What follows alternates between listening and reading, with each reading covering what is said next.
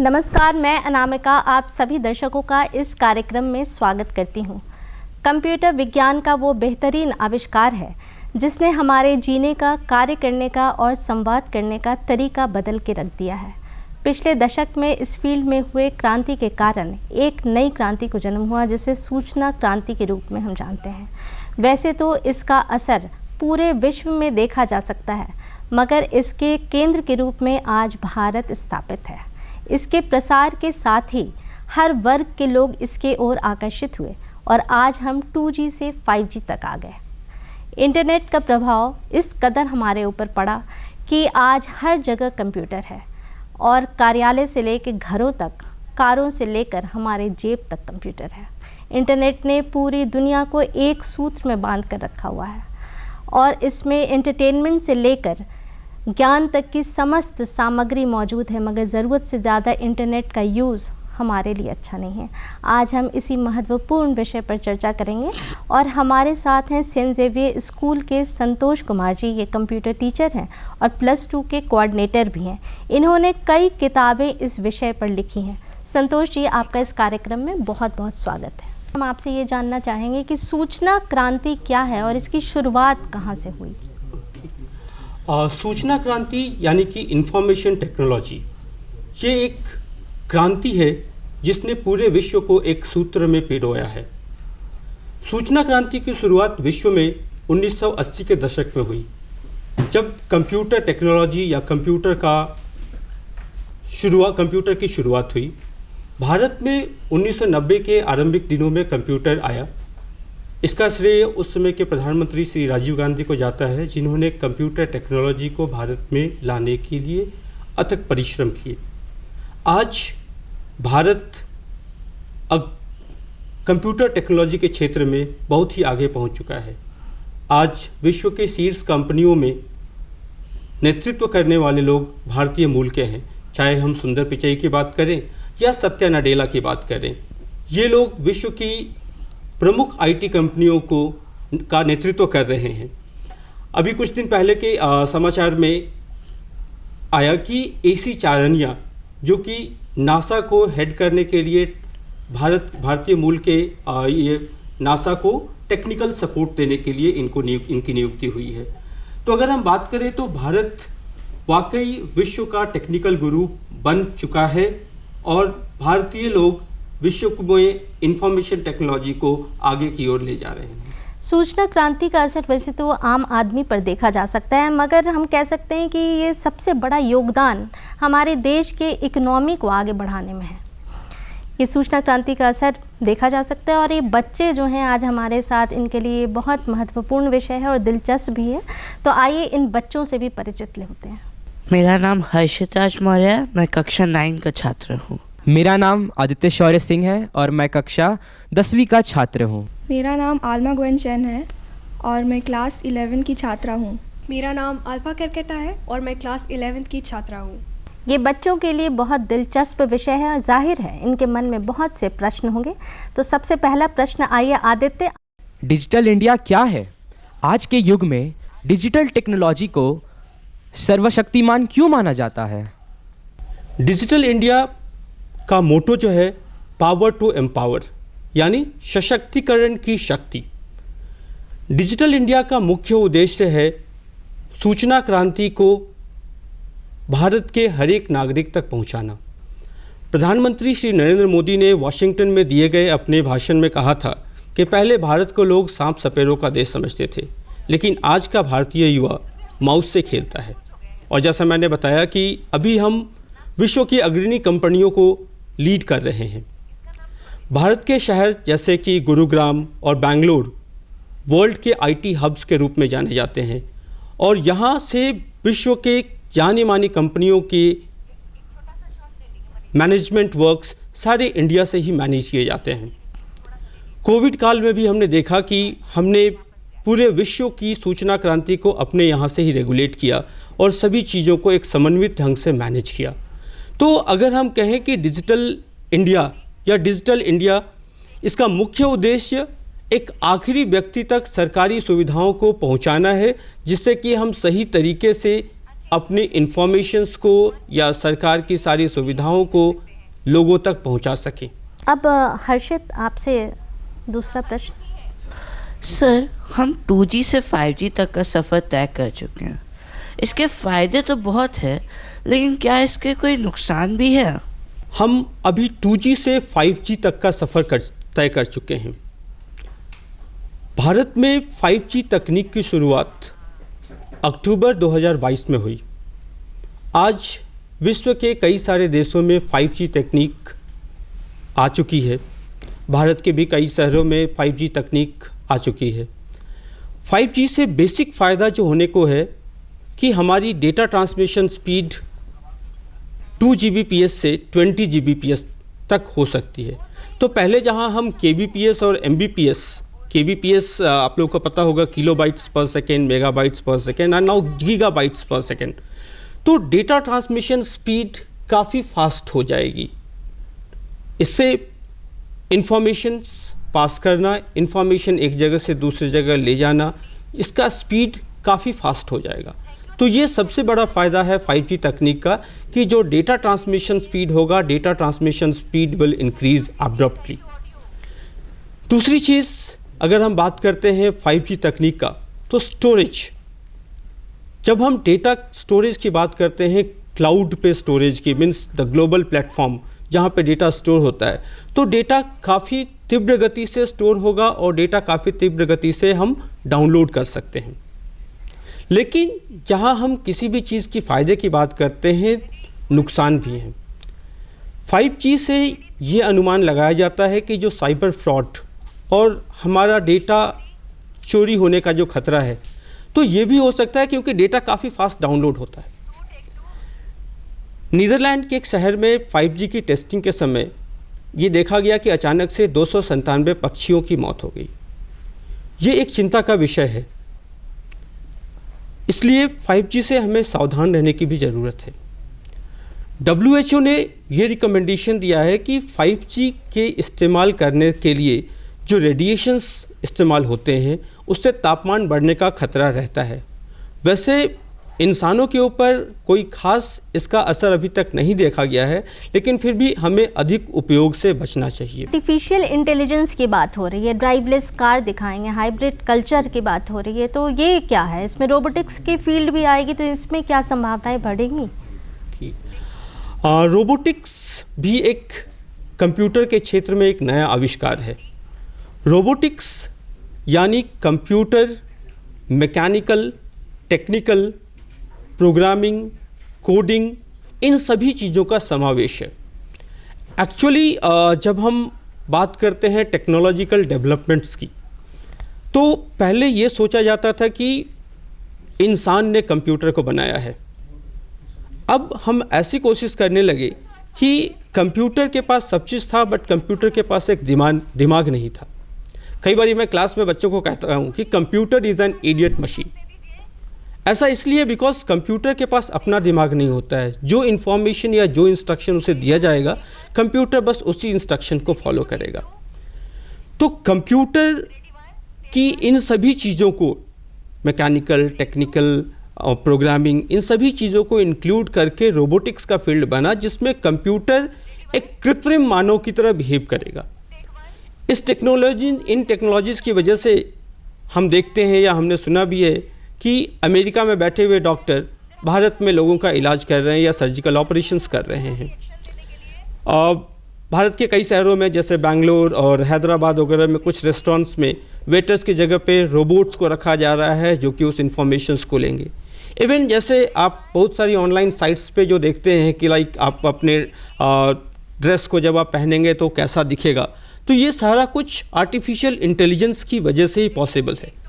Artificial intelligence को विभिन्न क्षेत्रों में इनकॉर्पोरेट करके अलग अलग टेक्नोलॉजिकल एडवांसमेंट्स के थ्रू प्रयोग में लाया जा सकता है, जिससे कि हमें इसका ज़्यादा लाभ मिल सके। आपने ये भी सुना होगा द ड्राइवरलेस कार्स, मतलब जहाँ पे कार बिना ड्राइवर के चलेंगी। इसके लिए भी आर्टिफिशियल टेक्नोलॉजी, जो कि उस शहर के ट्रैफिक सिचुएशंस उस जगह पे कैसा ट्रैफिक है, क्या डाइवर्जेंस हैं, ये सारा इन्फॉर्मेशंस अभी भी, जैसे आपको जो भी गूगल से या फिर किसी भी वेबसाइट से आपको जो भी इन्फॉर्मेशन मिलता है, मैप्स का, वेदर फोरकास्टिंग, ये सभी कुछ रोबोटिक्स और आर्टिफिशियल इंटेलिजेंस से पॉसिबल है। शिक्षा के क्षेत्र में इंटरनेट के क्या लाभ हैं? शिक्षा के क्षेत्र में वाकई कंप्यूटर टेक्नोलॉजी ने एक हम कह सकते हैं कि एक नई भूमिका कंप्यूटर निभा रहा है, जिससे कि बच्चे या स्टूडेंट्स काफ़ी इन्फॉर्मेशंस गैदर कर सकते हैं और आपको जो भी ज़रूरत हो, जिस चीज़ की भी ज़रूरत हो, आप इंटरनेट से ले सकते हो। लेकिन आपको उस समय पे ये सावधान रहना है कि आप जो इन्फॉर्मेशंस ले रहे हो वो सही है या नहीं।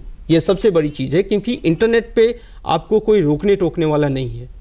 और एक्चुअली अगर आपने पूछा कि शिक्षा के क्षेत्र में हम कैसे इस्तेमाल करें, आप बहुत सारी चीज़ों को सर्च इंजन से सर्च करते हो। सर्च इंजन क्या है? सर्च इंजन एक तरीका है जो कि आपको बताता है कि इस चीज़ से रिलेटेड इन्फॉर्मेशंस आपको कहाँ कहाँ से मिल सकते हैं, लेकिन ये आपके ऊपर डिपेंड करता है कि आप उसको कहाँ से सर्च करोगे।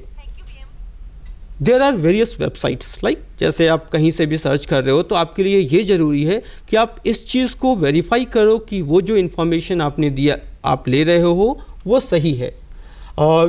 विकिपीडिया, ब्रिटानिका, वेबएक्स या फिर वेबसाइट्स जो कि सत्यापित हैं, जैसे अगर हम कहते हैं CBSE के साइट है, ICSE के साइट है, भारत सरकार की शिक्षा दीक्षा एंड अलग अलग प्लेटफॉर्म्स है जहाँ से हम सरकार अपनी इन्फॉर्मेशंस को सत्यापित करते हुए देती है। क्योंकि कई बार क्या होता है, जब हम सर्च करते हैं तो हम पहले कीवर्ड में ही चेक कर लेते हैं, लेकिन अगर हम उसे डिटेल में पढ़ें तो पता चलता है कि वो हम कुछ और ढूंढ रहे थे लेकिन सही जवाब कुछ और था।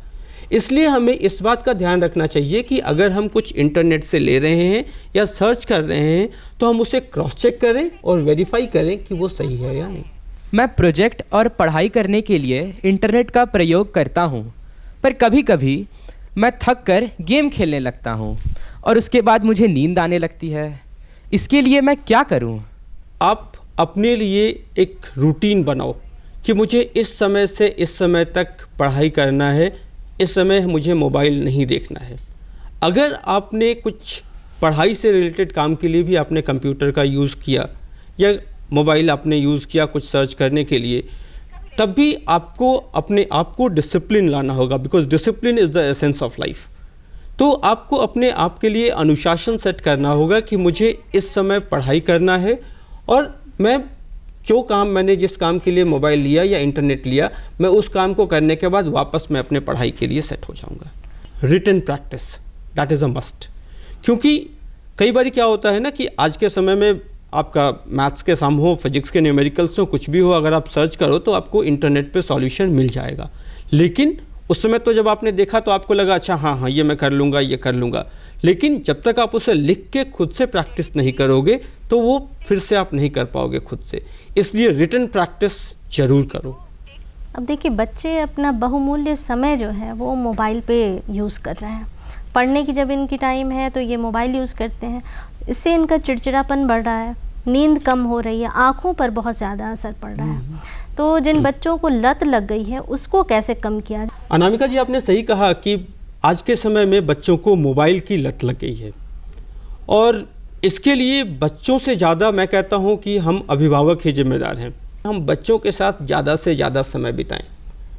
इससे बच्चे को ये लगेगा कि हाँ मेरे माता पिता मेरे साथ हैं, तो वो अपना दूसरा साथी यानी मोबाइल को नहीं ढूंढेंगे।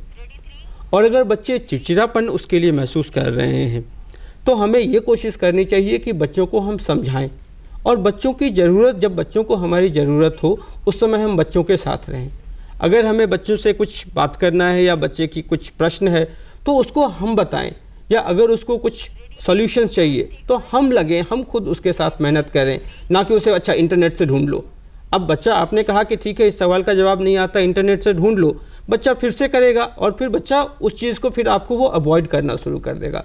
और बाद में जब आप एक्सपेक्ट करोगे कि नहीं बच्चा मेरे साथ रहे, तो उस समय क्योंकि बच्चे को ऑलरेडी वो मोबाइल से साथ जुड़ चुका है तो उसकी भावनात्मक दूरी बन चुकी है आपसे। तो इसलिए हमें ये कोशिश करना चाहिए कि हम बच्चों को जितना ज़रूरत हो उतना ही मोबाइल दें। ये दूसरी बात एक ये है कि आज ये अभी जो कोविड काल में अभिभावकों को मजबूरी में मोबाइल देना पड़ा, क्योंकि 2 बच्चे हैं, माता पिता हैं, अब चारों के पास अलग अलग मोबाइल है। कई बार होता है ये भी है कि अगर हम लोग फर्स्ट फ्लोर और सेकंड फ्लोर पे हैं तो ना तो बच्चे को कॉल करने के बजाय हम फ़ोन करके ही बताते हैं, या कई बार कुछ बताने के बजाय हम व्हाट्सएप मैसेज से ही हम अपनी एक दूसरे बातों को बताते हैं। तो इससे पारिवारिक दूरियां भी बढ़ रही हैं।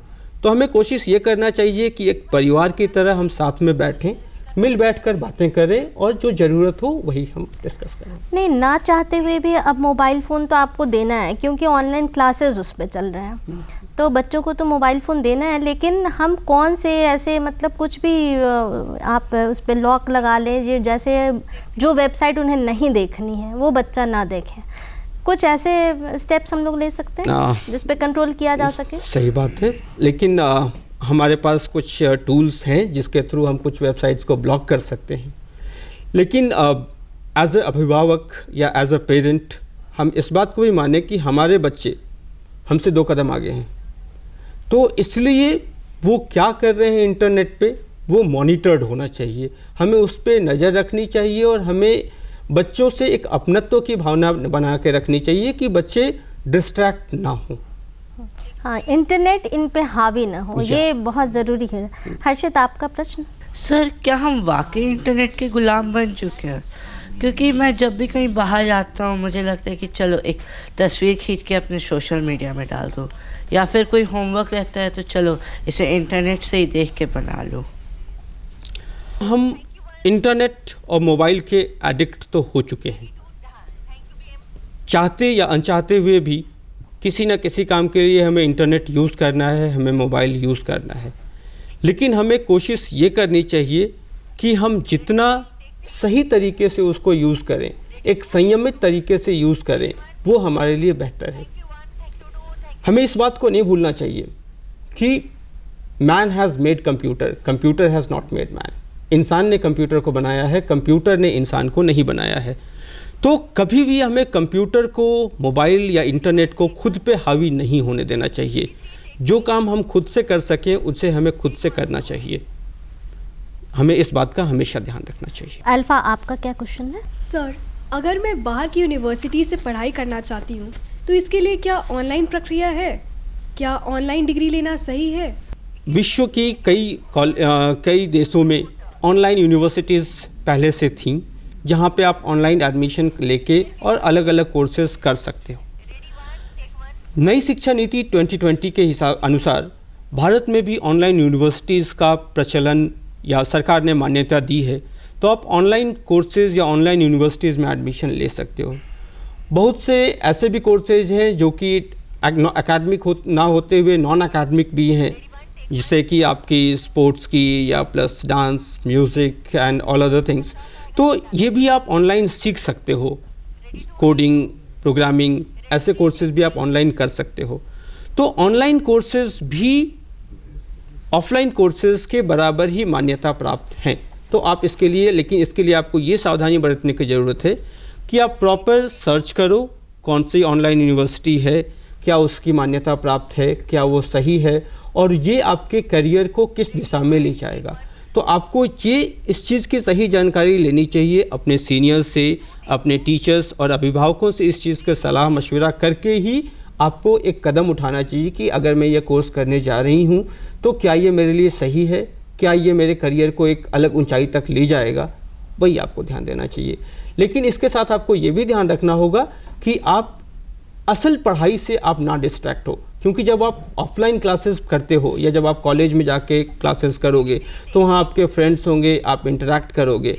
तो अगर ऐसा ज़रूरत हो, आप कई बार होता है कि आपने कुछ कोर्स कर लिए, आप जॉब में चले गए, उसके बाद आप ऑनलाइन कोर्सेज करो, तो वो आपके लिए बेनिफिशियल है, क्योंकि आप उस समय you are already earning plus you are already also doing a course. तो ये आपको ज़्यादा मदद करेगा और ये आपकी गुणवत्ता को और आपके आगे की कोर्सेज के लिए हेल्प करेगा। मतलब पहले जो रेगुलर कोर्सेज हैं वो कर लें, उसके बाद ऑनलाइन कोर्सेज की तरफ ही ध्यान एग्जैक्टली क्योंकि हमने ये भी देखा कि जब कोविड काल में बच्चे ऑनलाइन क्लासेस कर रहे थे तो उस समय उनकी गुणवत्ता अफेक्ट हुई है। पिछले 2 सालों में गुणवत्ता अफेक्ट हुई है, क्योंकि बच्चे जब साथ में होते हैं तब वो एक दूसरे से सीखते हैं, पीयर लर्निंग। क्योंकि अगर आप ऑनलाइन क्लास केवल कर रहे हो तो आपका पीयर लर्निंग नहीं हुआ।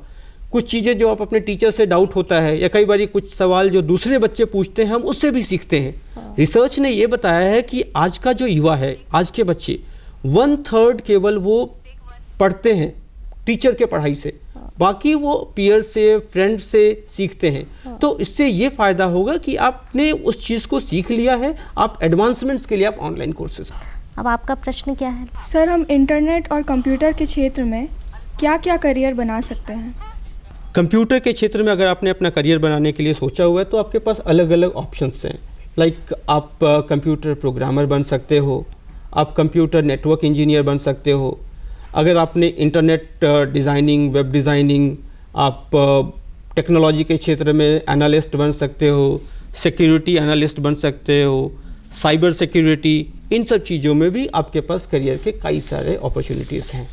हम सब हैकिंग से कैसे बच सकते हैं और डिजिटल होने वाले फ्रॉड से अपने आप को कैसे बचा सकते हैं? हैकिंग एक ऐसी प्रक्रिया है जिसके द्वारा हम अपने कंप्यूटर की सिक्योरिटी में होने वाले ब्रीचेस को जान सकते हैं। हैकिंग के थ्रू कंप्यूटर में कैसे दूसरे कंप्यूटर या दूसरे के कंप्यूटर या नेटवर्क को आप एक्सेस कर सकते हो, इसकी सुविधा है। हैकिंग 2 तरह की होती है या 2 तरह के लोग होते हैं। एक कहलाते हैं हैकर्स और दूसरे कहलाते हैं क्रैकर्स। हैकर्स वो होते हैं जिनका एक पॉजिटिव अप्रोच होता है, एक सकारात्मक सोच होती है। मतलब कि मैं देखना चाहता हूँ कि अच्छा ठीक है, इस कंपनी के नेटवर्क में क्या प्रॉब्लम है या क्या सिक्योरिटी ब्रीचेस हैं, कहाँ से इसमें कुछ प्रॉब्लम हो सकती है, कहाँ से कोई एक्सेस कर सकता है। तो that is a positive approach. इनको एथिकल हैकर कहते हैं, मतलब इनका एक सकारात्मक अप्रोच होता है। दूसरे होते हैं क्रैकर्स, जो बेसिकली ठगी करने के लिए या किसी आपराधिक सोच के साथ आपके कंप्यूटर को एक्सेस करने की कोशिश करते हैं। तो ऐसी प्रवृत्ति के लोग आपके नेटवर्क को, आपकी अनऑथराइज्ड एक्सेस या आपके कंप्यूटर या आपके मोबाइल को अनऑथराइज्ड तरीके से एक्सेस करने की कोशिश करते हैं। तो इसके लिए हमें ये ध्यान देना चाहिए कि हम अपने कंप्यूटर को सिक्योर रखें, अपने कंप्यूटर में नेटवर्क से सिक्योरिटी लें, पायरेटेड सॉफ्टवेयर्स को ना यूज़ करें, एंटीवायरस प्रोग्राम रखें और उसे रेगुलर बेसिस पे हम अपडेट करते रहें, और हमें ऑनलाइन ठगी से अपने आप को बचाना चाहिए। अभी हम सारे कार्य जो हैं वो ऑनलाइन पेमेंट्स ही नॉर्मली करते हैं। शॉपिंग किया, ऑनलाइन पेमेंट कर दिए, बैंक का कोई काम है वो कर दिए। तो कौन कौन से ऐसे ऐप हैं या कौन कौन से ऐसे ऑनलाइन डिजिटल पेमेंट्स के मोड हैं जो सही हैं, जिन पे हम रिलाई कर सकते हैं? ऑनलाइन पेमेंट्स की अगर हम बात करें तो बहुत सारे मोड्स हैं। यूपीआई पेमेंट्स है, नेट बैंकिंग है। तो आप सबसे पहले तो ये वेरीफाई करो कि आपने जो भी यूपीआई ऐप यूज़ किया है दैट इज़ ऑथोराइज्ड और नॉट। किसी भी अनवांटेड लिंक्स के थ्रू पेमेंट हमें नहीं करना चाहिए। कोई भी अनवांटेड लिंक्स जैसे आते हैं उससे हमें पेमेंट नहीं करने चाहिए। हमने हमेशा न्यूज़पेपर और टेलीविज़न एड्स के थ्रू देखा है कि कभी भी आपका बैंक OTP या कोई भी सिक्योरिटी डिटेल्स नहीं मांगता है। तो हमें कभी भी फ्रॉड का शिकार नहीं होना चाहिए, हमें किसी भी प्रलोभन में नहीं आना चाहिए। कई बार हमारे पास कॉल आता है कि अच्छा आपने ये इनाम जीता है, आप ये इन्फॉर्मेशन दीजिए, ये इन्फॉर्मेशन शेयर कीजिए। तो हमें ऑनलाइन ठगी से अपने आप को बचाना चाहिए। जो भी आप पेमेंट कर रहे हो, आप कोशिश ये करना चाहिए कि आपने जो ब्राउज़र यूज़ किया है वो ब्राउज़र अपडेट हो, और कभी भी किसी दूसरे के कंप्यूटर से हमें कोशिश करना चाहिए या दूसरे के मोबाइल से हम ऑनलाइन पेमेंट्स ना करें। इससे हम सिक्योर रहेंगे और हमारी डेटा सिक्योरिटी रहेगी। तो डिजिटल जो ये मोड है, इससे क्या हमारे प्राइवेसी पे खतरा आई है?